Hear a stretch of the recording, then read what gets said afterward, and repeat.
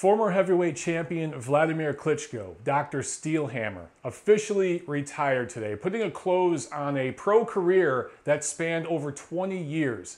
And if you include his amateur career, you're talking about well over 25 years in boxing, well over half of his life. I think he's a first ballot Hall of Famer, and I think he rates among some of the best heavyweights ever. And I wanted to take some time here to talk about the numbers of his career, because there's a lot of statistics. Klitschko is a fighter that you rate based on statistics, and I'll go into why in a second. Also, I want to talk about the wins and losses, some of his best wins, some of the losses, what they mean, and then talk about how he stacks up against other all-time greats that, depending on who you're talking to, what part of the media they're from, people may rate over Klitschko, they may rate below Klitschko. It just depends who you're talking to. My general thoughts on Wladimir is that he's underrated and underappreciated in America, particularly among the old guard boxing media in America, which is more East Coast based. I'm talking about the old timers who are 60, 70 years old, who grew up seeing American heavyweights, and I think sometimes overrate some of the old heavyweights and underrate the current heavyweights. And then there's some people, particularly younger people, particularly the European media, that probably overrate Klitschko in certain ways. So it's a mixed bag. I do think that Wladimir, unlike many, many fighters before him, I think he means it when he says he's retired. I think he's shown that he's the kind of guy, when he makes a decision about something, he sticks to it. He thinks things out. He's very calculated in the way he goes about things. So I do think he's going to stay retired. I also think he's a fighter that's going to be more appreciated years from now.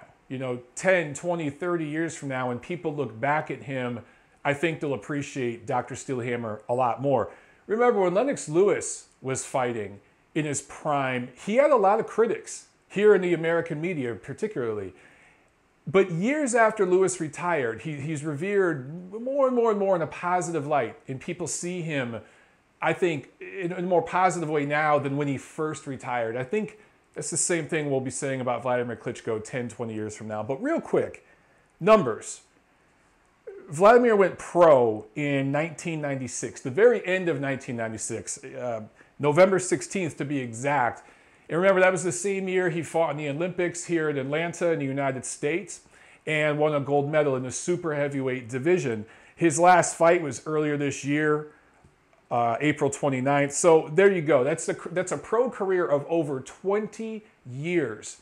And when you consider the quality that he was in that last fight, remember, over 20 years as a pro, he was in his 40s when he fought Anthony Joshua, the heir apparent to his throne. Really, Wladimir Klitschko 2.0, if you want to think about it.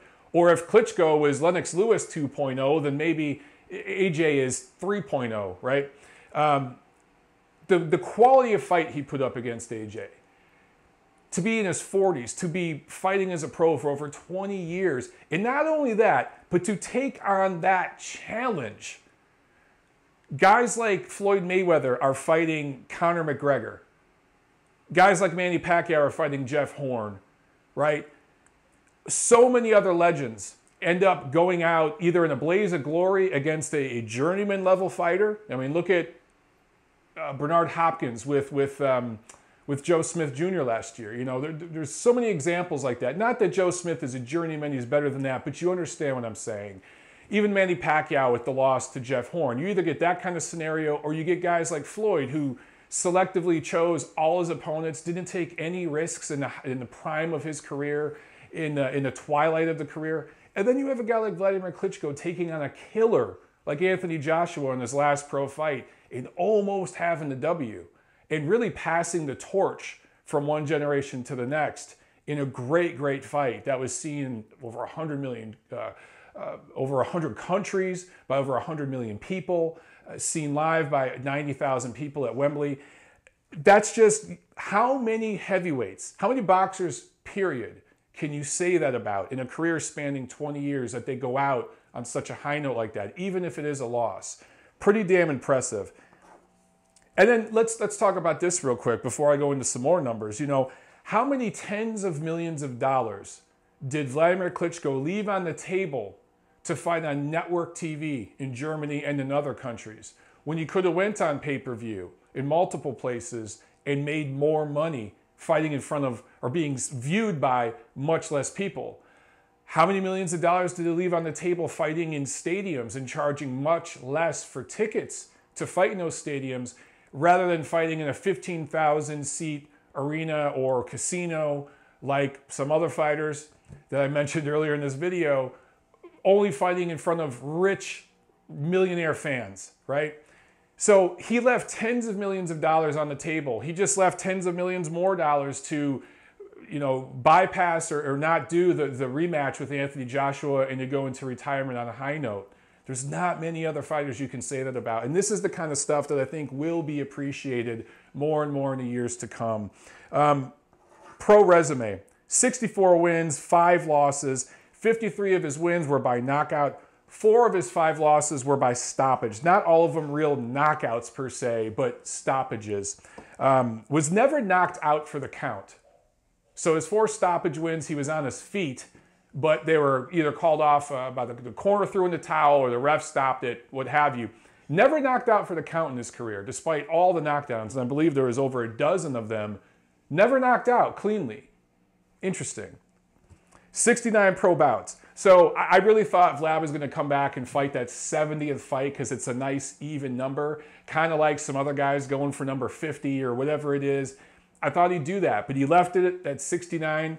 How many heavyweights in this era, hell, in the last 20, 30 years, have fought 69 pro fights? How many fighters, period, in this era fight 69 pro fights? Not many. So that alone makes him stand out. 369 professional rounds boxed by Wladimir Klitschko. 77% KO percentage or stoppage percentage.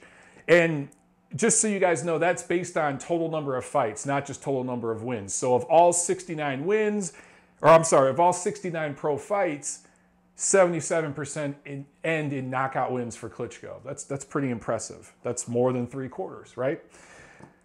25-4 with 19 knockouts in world title fights. 12-4 with 8 knockouts against former or current world titleists. Throughout his career at different times, he held the ring title, the WBA, IBF, WBO, and IBO titles. The only title belt that Wladimir never owned was the WBC. And a big part of that was because for a long time, his brother Vitaly owned it. And remember, Vitaly was kind of semi-retired from 2004, 2008, and there was a chance there, Sam Peter had the WBC title that Vitaly left when he retired. And Wladimir Klitschko was going to maybe rematch Sam Peter to grab that title, but Vitaly decided to come back. He was the champion in recess, and he got to fight Peter for that WBC title. So there was a couple of times where Wladimir just couldn't even go for it because his brother had it. And then politically, once Al Heyman got a hold of it, or Don King, Al Heyman got a hold of that title, there was no way in hell Klitschko was ever going to get a shot. So the only reason he never had the WBC is because either his brother had it or the other people who had it simply were not going to give it to Klitschko at any cost. They were going to protect their fighters and duck Klitschko. And that's the reality.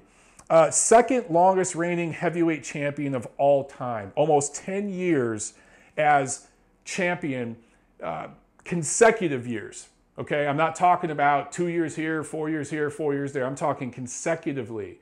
Almost 10 years as a champion. Second only behind Joe Louis, who was champion for almost 12 straight years.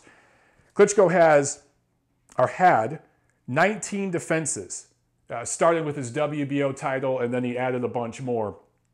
But his 19 WBO title defenses is third all-time as far as just overall heavyweight title defenses behind Joe Louis, who had 25, and Larry Holmes, who had 20. So, if he could have got one more, Holmes either had 20 or 22. I might be wrong on that. But Klitschko is kind of right there in the wheelhouse to maybe catch Larry Holmes, but the issues and then losing to Fury and losing to Joshua fell just short of that. Still, third all-time as far as total defenses of a title, of a heavyweight title. He defended the IBF 18 straight times. He defended the WBO 19 times, as I just mentioned, over 2 reigns. There was one that was five 5 defenses the first time, and then 14 straight defenses the second time.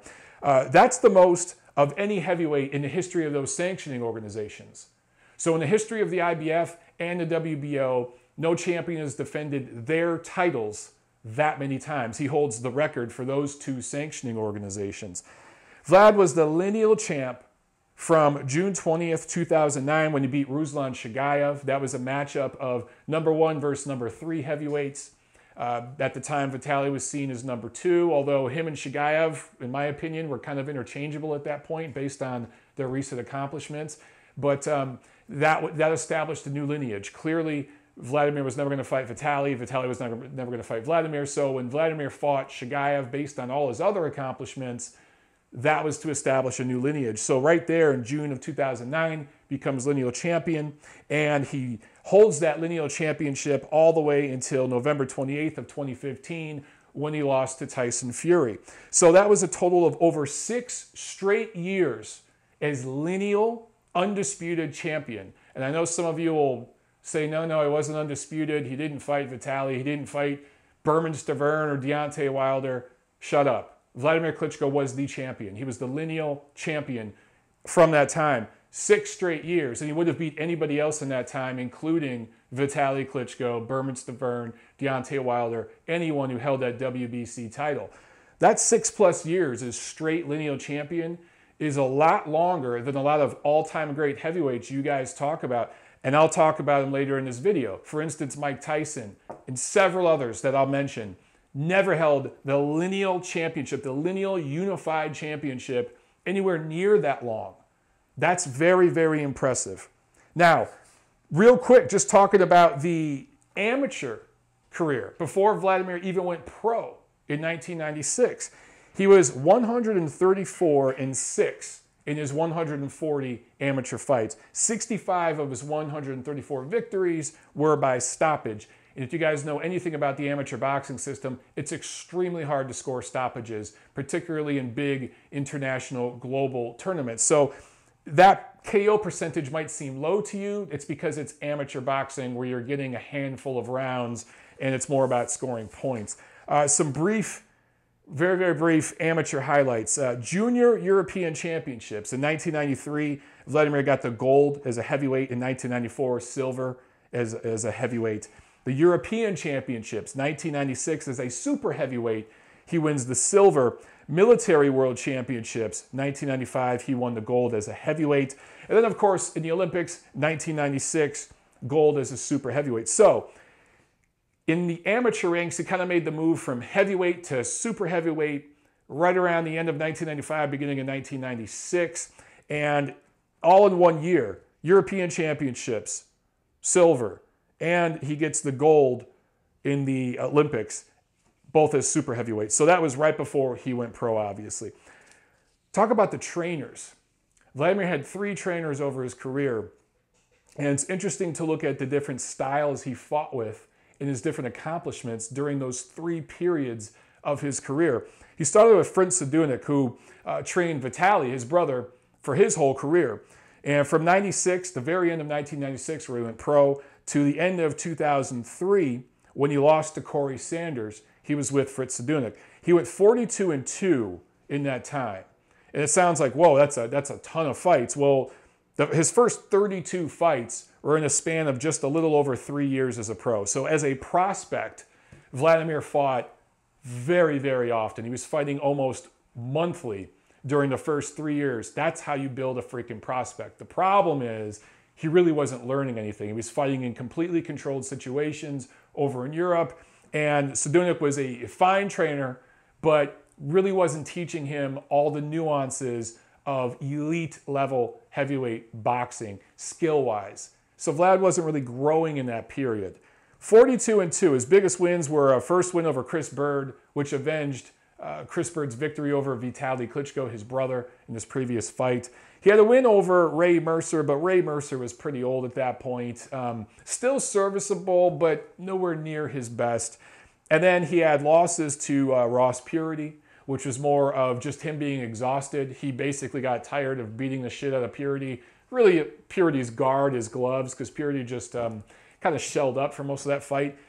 and just kind of had nothing. I believe it was the 10th or 11th round, and his trainer threw in the towel. And then the really bad loss to Corey Sanders over 2 rounds where he was just blown out. And obviously he didn't take Sanders very seriously. I remember, I think the boxing officials, the commission, didn't even want to sanction the fight because Sanders was such an underdog. And out of nowhere, Sanders wins this fight. And at that point, Klitschko needed to make a change, right? He wanted to make a change in his camp. So he gets with Emanuel Stewart, who trained him from 2004 to 2012. And Emanuel Stewart began the process of rebuilding Wladimir Klitschko and taking him from here to here. The same thing he did with Lennox Lewis. Basically the same prototype.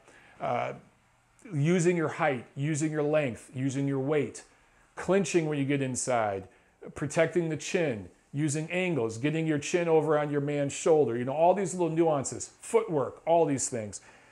It took some time. In fact, I think the first fight with Emanuel Stewart was against Layman Brewster, and that was a fight that Wladimir lost, where again, he was absolutely dominating, beating the shit out of Brewster, and then he gassed out, and Brewster came back and won.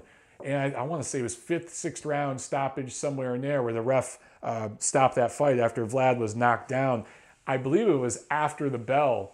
Wladimir got up but was absolutely done. He was exhausted. I don't even know if it was a clean knockdown as much as it may have been a push or a fall down or trip. I can't remember off the top of my head, but it was one of those kind of stoppages where he was absolutely gassed. That was the first fight with Stewart, and people thought, man, I don't think this marriage is going to work.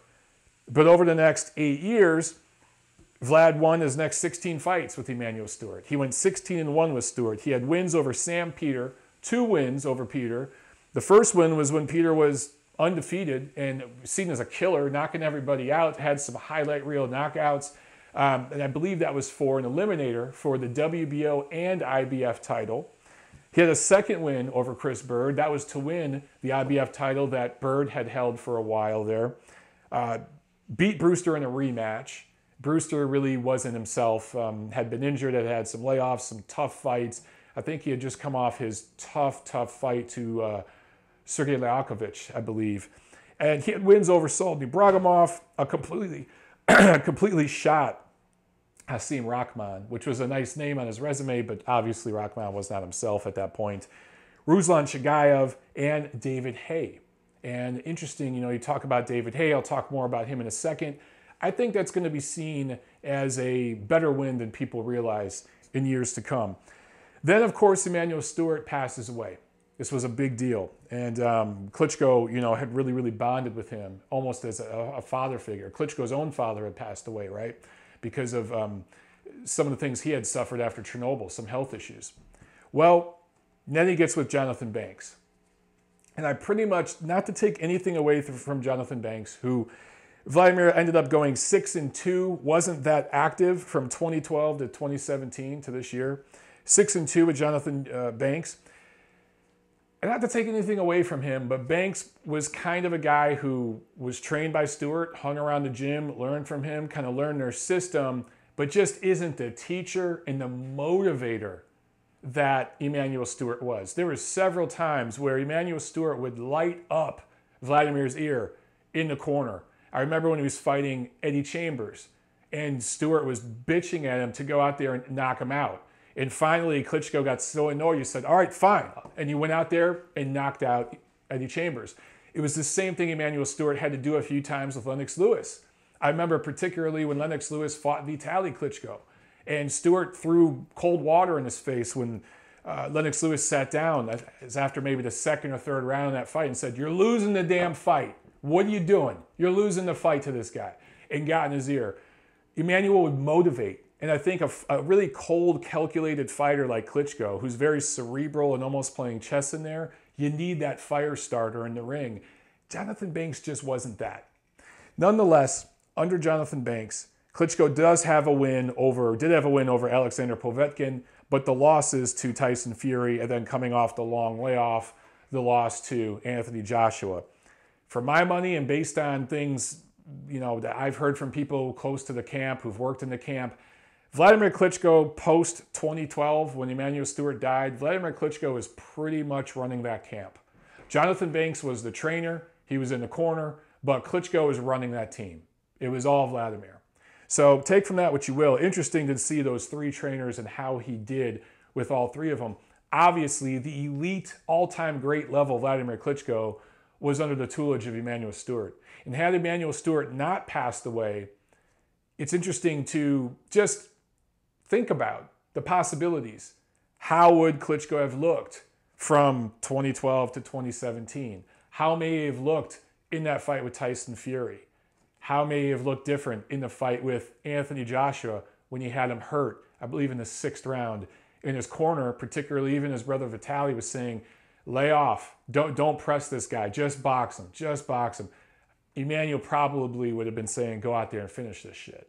So interesting to speculate, but that's all we can do, right? So let's talk about the top wins in Wladimir's career. I talked about Chris Bird twice. When you beat Chris Bird the first time, yet he was coming off a win over Vitaly. He had only lost one fight at that point, Chris Bird, and that was to Ike Abiabuchi, and he was competitive in that fight before he was stopped.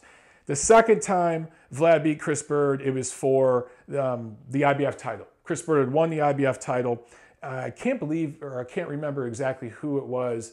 I know he had beat Evander Holyfield, a still serviceable Holyfield, but it was somebody else to grab that title, and Wladimir took that title from him. Chris Bird, former Olympic silver medalist as a middleweight, only 6'1". So it's kind of held against Wladimir a little bit that Chris Bird was an undersized heavyweight. However, as I'll talk about later in this video, Wladimir is not the only guy throughout heavyweight history to have good, solid wins over former middleweights that moved up. In fact, one all-time great fought a guy who started his career as a lightweight, and it's one of his best wins. Bonus points if you could guess who I'm going to talk about later in the video with that. Sam Peter twice. You know, Sam Peter, as I mentioned, undefeated for the first fight. That was a title eliminator. Not the same guy in the second fight, but you could see the growth in Wladimir Klitschko between that first Sam Peter fight and the second one. He was so much more dominant, so much more confident, and knew how to fight a guy like Sam Peter in the second fight and got him out of there. Completely dominated from beginning to end. Ray Mercer. Mercer was a 13-year pro when Klitschko fought him. And you think, well, that's like veteran age, right? But Mercer went pro late. Yes, Mercer won gold in the '88 Olympics, but again, he was older. He had served in the military, older guy when he went pro. He was 41 when Wladimir fought him. So Wladimir's performance over Ray Mercer was kind of eerily similar when it comes to age and career trajectory and all that of when Anthony Joshua beat Wladimir Klitschko. Think about that for a second. Wrap your head around that one. Layman Brewster, I talked about that. Look, Klitschko wanted to avenge his loss, but Brewster was coming off the loss to Lajkovic. So, again, quality win, not a great win. Sultan Ibragimov was an undefeated fighter, WBO titleist, silver medalist in the 2000 Olympics as a heavyweight. I think that's a good, solid win for Klitschko. Hasim Rahman, former heavyweight champion, had cleaned Lennox Lewis's clock, right? That was a knockout. That wasn't an accumulation stoppage or anything. That was a flat knockout of Rahman over Lewis. Lewis came back and did the same thing, even worse, to Rahman in their rematch. But Rahman was 36 when Vlad beat him. If you guys remember, Rahman was still a serviceable heavyweight. He had a couple of fights with James Toney that were competitive two-way fights. Could have went either way, really. He was still in there and could beat most guys in the division when Vlad fought him, but clearly was past his best. And Vlad absolutely annihilated him. For what it's worth, Hasim Rahman in his prime gets annihilated by a prime Wladimir Klitschko. Ruslan Shagayev, undefeated, WBA titleist when Vlad fought him. I think that's an underrated win by a lot of American journalists. I think that Ruslan Shagayev is a tough, rugged guy, had a long amateur career, accomplished a lot. He's not American. He looks different. His name sounds different than a lot of what American boxing press perceives as being a good heavyweight. But when you compare just dollar to dollar, what Ruslan Shagayev would do against some of these other heavyweights from previous years, I think he'd be a contender in any era. I'm not saying Ruslan Shagayev would win titles in every era, but Ruslan Shagayev in the era that Tyson fought in, Holmes fought in, Joe Louis fought in, I think he would have been a competitive contender. Some people out there think Jerry Quarry would beat Ruslan Chagayev. You know, people at that level. Or Jerry Cooney would beat Ruslan Chagayev. I completely disagree. Completely disagree. David Haye had only one loss when Klitschko fought him, and that's back when he was a cruiserweight. He was the legitimate cruiserweight champion before moving to heavyweight. He had been a heavyweight for about 4 years and was the WBA titleist when he fought Wladimir. And Wladimir dominated every round of that fight. There were 2 moments when Haye landed big punches that may have rocked Wladimir, knocked him back a little bit, but I had that a shutout, 120-108. That was a pretty easy fight to score. Not the most exciting fight, but that really wasn't Klitschko's fault. It was partially his fault, but probably 60-40 David Haye, right, who basically talked his way into this big fight. But when we look at David Haye and we look at what he did at cruiserweight, and you look at all the cruiserweight champions, I'm not talking about titleists, I'm talking about actual champions, guys who unified and created a lineage there at cruiserweight. There's only a handful of them. And David Haye might be, he's at least in the top 10 of cruiserweight champions. I don't even know if there's been 10 real champions in that division. He might be in the top 5. I'm serious. Don't yell at me. Think about it for a second. I rate Haye over guys like Jean-Marc Mormec and O'Neal Bell, and those guys were briefly the champion, right?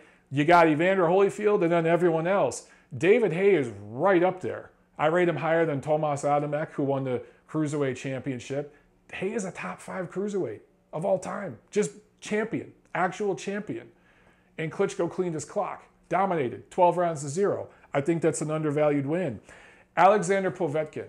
And the jury's still out about this win for Wladimir Klitschko. He was undefeated when Vlad beat him. Again, this was another 12-round domination. God-awful fight to watch. It was horrible to watch. I'm not praising the style in which Klitschko won some of these fights. But Klitschko dominated. Again, Povetkin was the WBA titleist. He won the super heavyweight Olympic gold in 2004. Quality win. And we still don't know what Povetkin's going to do from here. He's had his troubles with the PED stuff, but if Povetkin goes on to grab another title or challenge for titles and goes on to do something else in his career, that win for Klitschko looks that much better. So it'll be interesting to see what Povetkin does from here on out. And we could maybe throw Kubrat Pulev in that mix. He's going to get a shot at Anthony Joshua. If he shocks the world or something, probably won't. I favor Joshua big in that fight, obviously. I'm just saying, if something like that happens, it makes those wins for Klitschko that much better. Now let's talk about the losses. And in some people's minds, particularly I think among younger boxing fans and media that really overhype and overrate losses, the 5 losses in Klitschko's career really hurt him. Many other fighters before, not just heavyweights, but all-time greats from all sorts of other divisions, have more losses than Klitschko. Even in weaker eras, they have more losses than Klitschko. But in this day and age, boxers' losses are so valued. There's so much hype around them. So real quick, look, the Ross Purity loss, I talked about that a while ago. I really don't rate that as a big deal. Klitschko was a prospect. It was his first time fighting in Ukraine, his home country. He admitted he let the moment get to him. He tried to be too impressive. He shot his wad. His corner stepped in and stopped the fight. It's not as if he was knocked out or anything like that. For the record, they tried to make a rematch. Vladimir's team did with Ross Purity. He rejected it. He ended up fighting Vitaly, but Wladimir wanted a rematch. Purity rejected it. I kind of look at the loss to Tyson Fury in the same light, where I don't rate it that bad. Horrible fight. God-awful fight, okay? Klitschko barely did anything. He showed just a lack of will to try to win or try to do anything. But with Fury, the jury's still out here. We know he had tested positive for performance-enhancing drugs for, I think, it was a banned substance, some sort of steroid or something before the UK doping authority, UKAD, had busted him. Klitschko was never made aware. It wasn't even made public until 6 months after the fight between Fury and Klitschko. I know I have it on good authority from people in Vladimir's camp that he took that fight lightly. He wasn't training very hard for it. I do think Tyson Fury got in his head a little bit, and Wladimir had all kinds of issues outside the ring. Really poor performance. They tried to do a rematch. Wladimir immediately wanted a rematch. Once he found out about the situation with Fury and performance-enhancing drugs, he demanded VADA testing, and VADA busted him for taking cocaine. I think Fury, I'm playing psychologist here, I think he self-sabotaged himself because he knew he wasn't going to win the rematch. I think Klitschko is going to win the rematch and win it rather dominantly. I think it would have been competitive for a few rounds. I think Wladimir was going to stop him late in the fight in a rematch. And I think Fury kind of knew that too. Either way, jury's still out on that. I don't rate that loss that bad. Layman Brewster, same thing. Klitschko did avenge that loss, but this is a fight where he was dominating, beating the shit out of him, shot his wad. And he had to learn to conserve himself, right? Now, the Corey Sanders loss, that is a bad loss. I rate that one very badly because this is a guy who is kind of a part-time boxer, part-time golfer. And again, Klitschko took this guy lightly. But what was bad about this loss is when Klitschko got hit and knocked down, he didn't know what to do. He just didn't know what to do. And this is where I say, you know, this was his last fight with Fritz Sadunik, who just didn't teach him craft. He didn't know what to do when he got popped like that. It was a bad-looking loss. It's on YouTube forever, and people are going to be able to go back and look at it. Here's the thing. He improved drastically after that loss. He had been hit with very similar punches that Sanders hit him with in other fights after that. David Haye, I mentioned a minute ago, popped him a few good times. Even guys like Mariusz Wach, who tested positive for steroids after his fight with Wladimir Klitschko, nailed him a few times, rocked him. He knew how to respond in those moments. Even the fight with Anthony Joshua, where he was dropped in, I think, the 5th round of that fight, Wladimir not only responded, he dominated the rest of that round, and I had that a 9-9 round. Many other people did as well because Wladimir dominated the round so much after being dropped. He learned how to deal with those situations better once he got with Emmanuel Stewart after that Corey Sanders loss. And we all know the history there. Corey Sanders elected to fight Vitaly Klitschko next for the WBC title. And I believe it was for the ring title, which I thought was ridiculous because I did not rate Corey Sanders a top 5 heavyweight even after beating Wladimir Klitschko. So I didn't really agree with Ring Magazine putting that up for their title. I thought that was ridiculous. Either way, bad loss for Wladimir, but he improved. Is there any doubt in anyone's mind that in a rematch, a prime Wladimir Klitschko would decapitate Corey Sanders? And then, of course, the loss to Anthony Joshua, who is the heir apparent to Klitschko's throne, super heavyweight gold medalist in the 2012 games. I think this guy is going to go on. He's already arguably the biggest star in boxing. Maybe not the biggest pay-per-view star. That's Canelo Alvarez. But as far as putting butts in seats, 90,000 people came to see Anthony Joshua against Wladimir Klitschko. He's the heir apparent. He's the guy. I think he's going to be the heavyweight of this era. So that loss doesn't hurt Wladimir Klitschko's legacy at all. In fact, it probably heightens it. It also heightens Anthony Joshua, of course, and takes him to the next level. So that's the losses.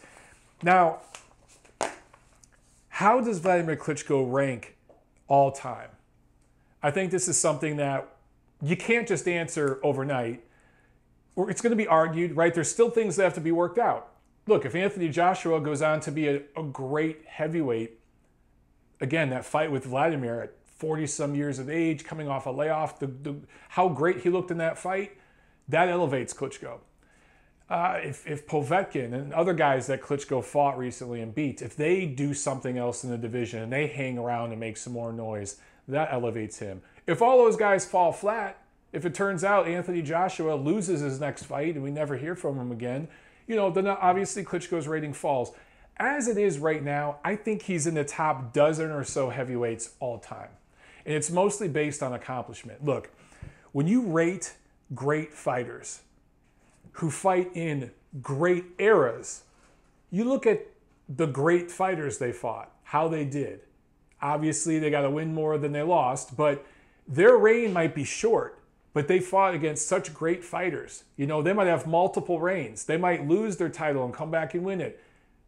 Those guys who fight in strong eras, it's a little easier to rate them. The guys who fight in weak eras, you have to rate them based on their dominance over a division in that weak era. You have to rate them based on their length of accomplishment, the length of time, the number of title defenses. That's when the statistics start to come into play. And as I said earlier in this video, Wladimir Klitschko is a fighter that you rate based on statistics. He didn't fight in a strong era. Now, a lot of people that say his era was weak, I agree. But there are people out there that say his era was the weakest ever. I vehemently disagree. There have been far weaker eras in heavyweight boxing. And I think it's not only disrespectful, but ignorant to say that the post-Lennox Lewis era, from let's say 2000 on, is a weaker era than, say, the Joe Louis era and several others. I think that's just flat out wrong. And people who don't know boxing history need to read a book if they're saying things like that. So let's look at some other heavyweight champions from yesteryear who a lot of people on the surface would just immediately rate higher than Wladimir Klitschko. And I say, you know what? I don't know about that. Some of them I rate higher than Klitschko, obviously. But I can find holes in any heavyweight resume. Any heavyweight resume, going all the way back to the beginning. It's not hard. You just got to know your history. Mike Tyson. We don't even have to go that far back. Let's just start with Mike Tyson. Now, here's a guy that a lot of people say, oh, top 5 heavyweight. Some people say at his best, he was the best ever in his prime. And his prime was what, a year, 2 years? Let's look at Mike Tyson's best wins. Tony Tucker, Tony Tubbs, Michael Spinks. Michael Spinks was really a light heavyweight. He was kind of an anomaly. He kind of Jeff Horned Larry Holmes to get the heavyweight title. All right, not in terms of style, how he fought, but just catching a guy at the right time in his career and him taking you lightly, et cetera, et cetera. Is that his best win? A completely shot Larry Holmes coming off 2 straight losses to Michael Spinks, coming off a 2-year layoff where he admittedly was on the road touring with his band, smoking dope and drinking beer for 2 years? I can't pick Tyson's best win. It might be Michael Spinks. But Tony Tucker, Tony Tubbs, are those guys any better than Ruslan Shagayev, David Haye? I don't know. How about Joe Louis? Now, here's a guy, Joe Louis, who I rate as the #1 heavyweight of all time, just for several reasons. But he has the records I talked about earlier in this video. Number of defenses, length of time as champion. I think he paved the way for guys like Ali. Clay/Ali would have never been. You know what? Cassius Clay would have never been Muhammad Ali if it wasn't for Joe Louis.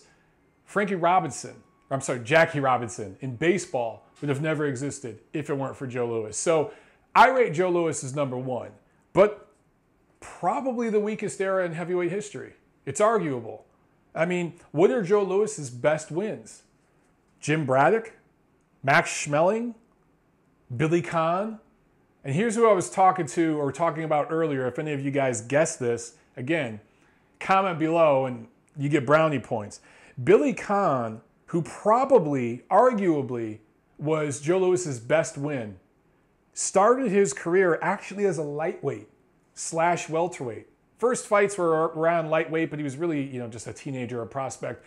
But he fought several fights at welterweight, and then middleweight, and then light heavyweight is really where he made his bones. But dude started his career as a lightweight. So if you're hating on Wladimir Klitschko for his dominant wins over Chris Bird, well, Billy Conn was outweighed by Joe Louis by 20 plus pounds in both their fights. How is that any different? How is that any different? And then, of course, Louis beat Jersey Joe Walcott twice, but he was dropped 3 times in those 2 fights. And many people feel that he got a gift in that first fight. The first fight was very, very close. And he nearly won that fight on the cards. A lot of people feel that Walcott deserved that decision. So, and again, I rate Joe Louis higher than Wladimir Klitschko. I personally put him at #1, not just for his accomplishment, his length of time as champion, all that, but what he meant to. He was America's first black, even though he wasn't pure black, he was mixed, but black, quote unquote, at that time, sports hero, right? He was a national hero. He meant so much to the game of boxing, but also the country. and just all his accomplishments, I rate him number one. But I just pulled just a few holes in his resume right here. So again, every great heavyweight, I can do this. But to just say, oh, Joe Louis, Wladimir Klitschko is a pimple on his ass. Are we sure about that? Are we sure? Evander Holyfield. Now here's a heavyweight that I rate Klitschko above. I think prime Wladimir Klitschko beats prime Evander Holyfield, especially if there's VADA testing. I know that's not a diss towards Holyfield for the performance-enhancing drugs. It's just the reality, okay? Evander Holyfield, and I consider Evander Holyfield among the top 15 heavyweights ever. I think I rate him higher than Mike Tyson for obvious reasons, but he's not a top 10.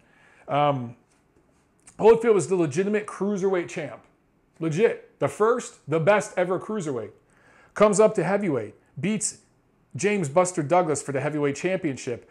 Other than that, look, he had some great fights. Great fights. He beat an old George Foreman, making his second run. Remember when he came back, and ultimately he came back to win the championship. We'll talk about Foreman in a second here. But he beats an old Foreman. We can argue still serviceable because he went on to win the championship. So that's a good quality win for Holyfield. Beat Holmes, a still serviceable Holmes. Went 1-2 with Riddick Bowe. He won the second fight with Riddick Bowe, and a lot of people feel that fight could have went either way. So there's people out there that feel Riddick Bowe won all 3 fights against Evander Holyfield. Either way, fighting a skilled big man like that outweighed Holyfield by so much, just the fact that he was so competitive with Riddick Bowe is pretty damn impressive.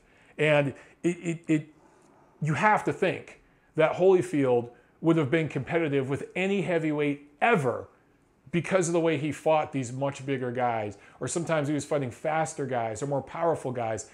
Always competitive, right? Always. He had 2 dominant losses to Lennox Lewis.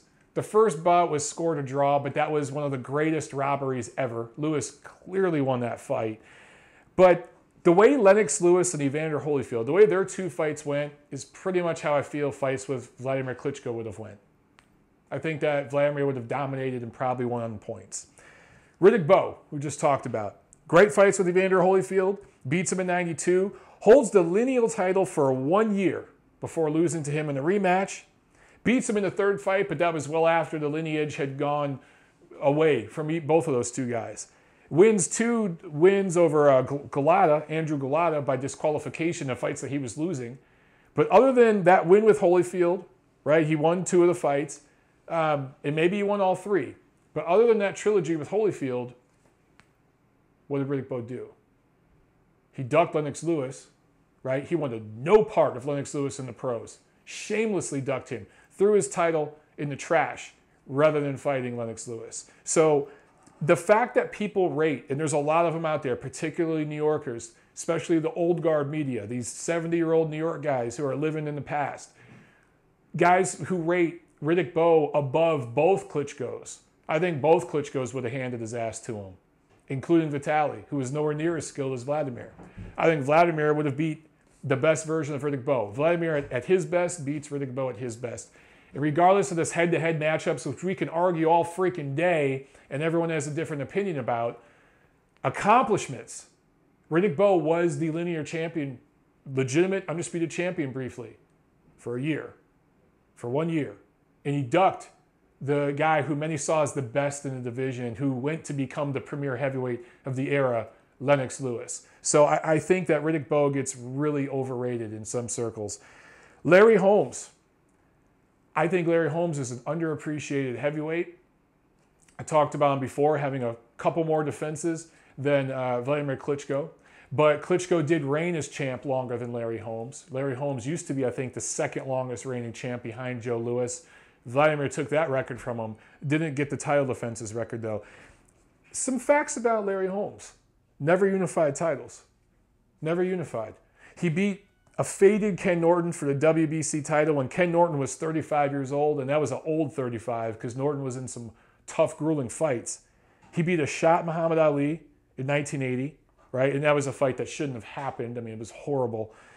He did beat an undefeated Jerry Cooney in 1982. Maybe that's his best win as a pro.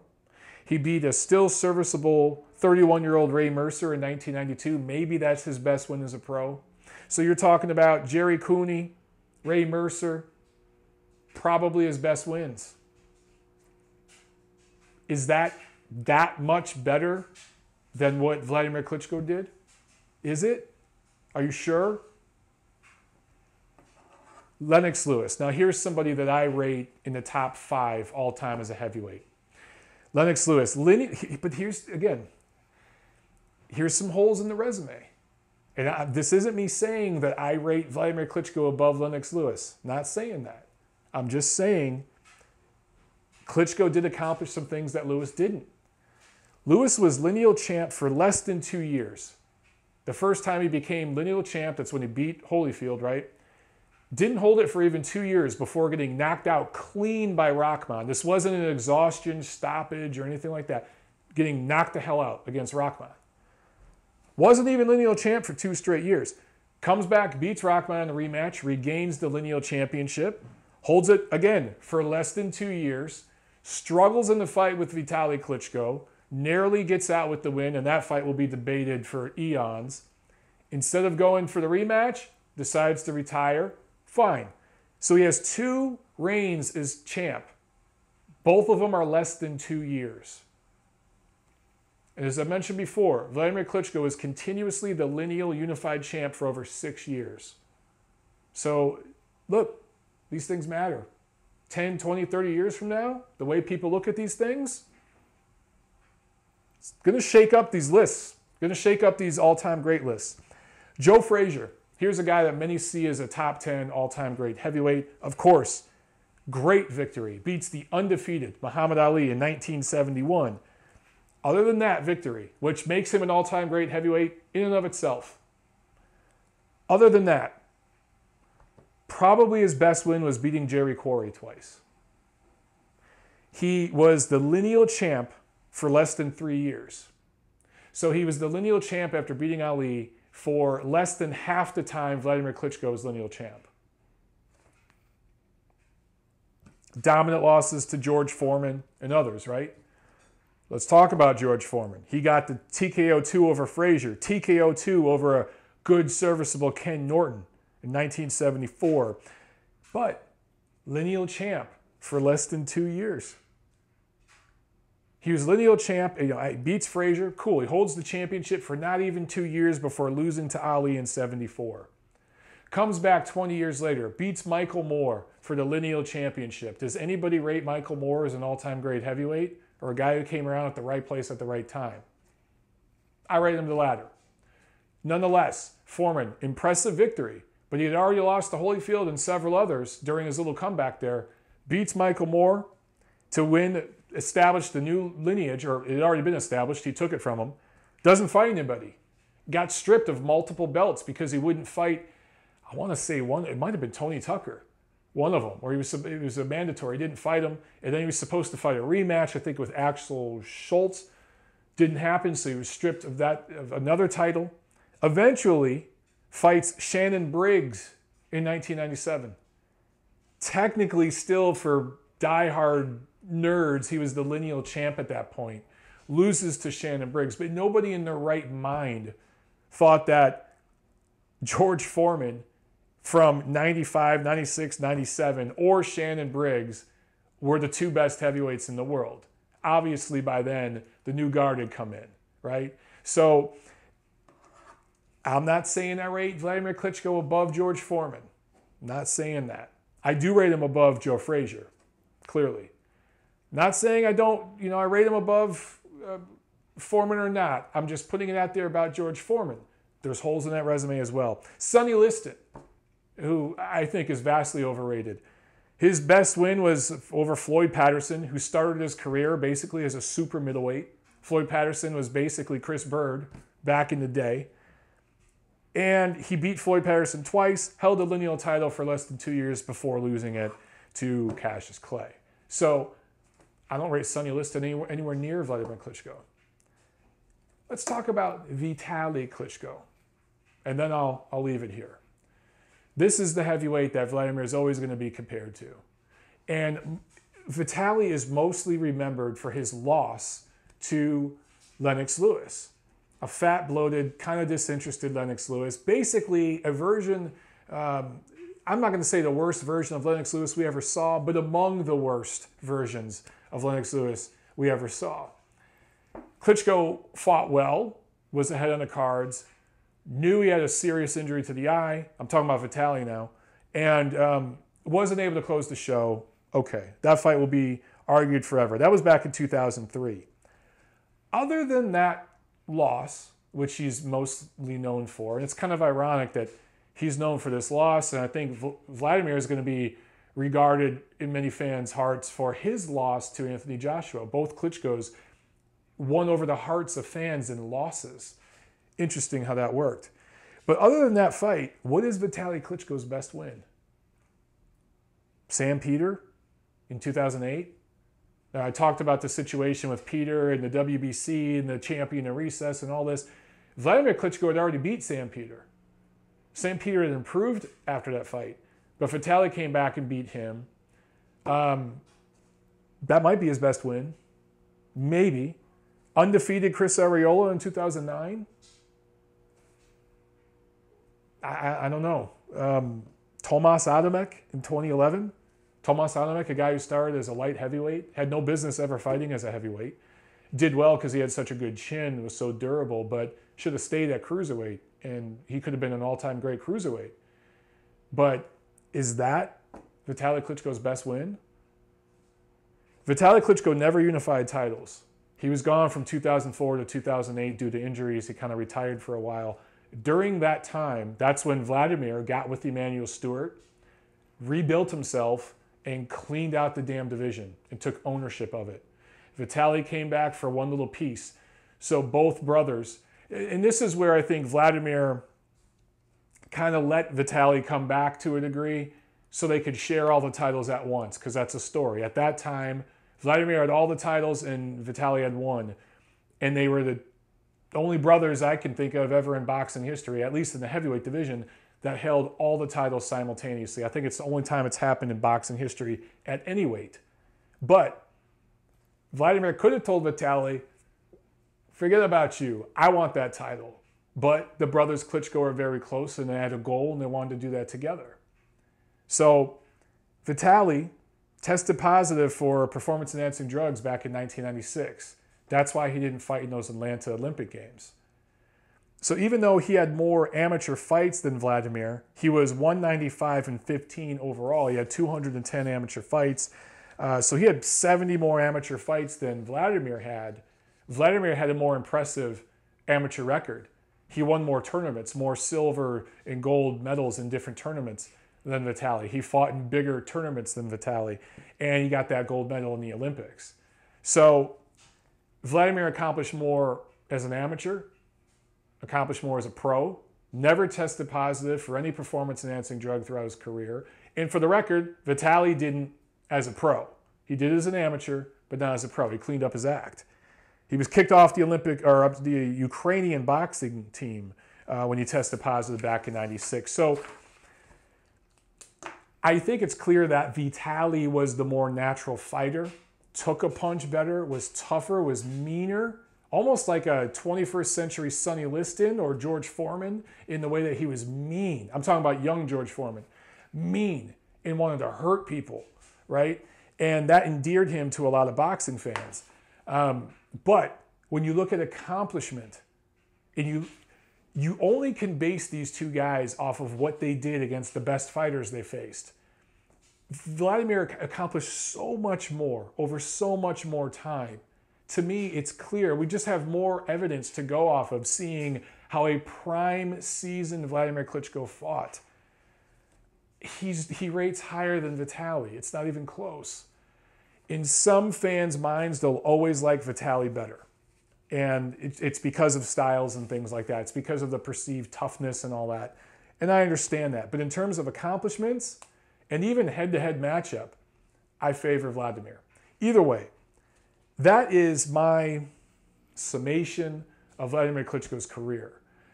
Let me know what you guys think. You know, I really do think that this is a fighter who years from now, we're going to look back on and be like, man, I wish there were more heavyweights who came in shape like Wladimir Klitschko. I wish there were more heavyweights who were professional and consistent like Klitschko. I wish there were more heavyweights who continued to learn on the job and got better as they went like Klitschko.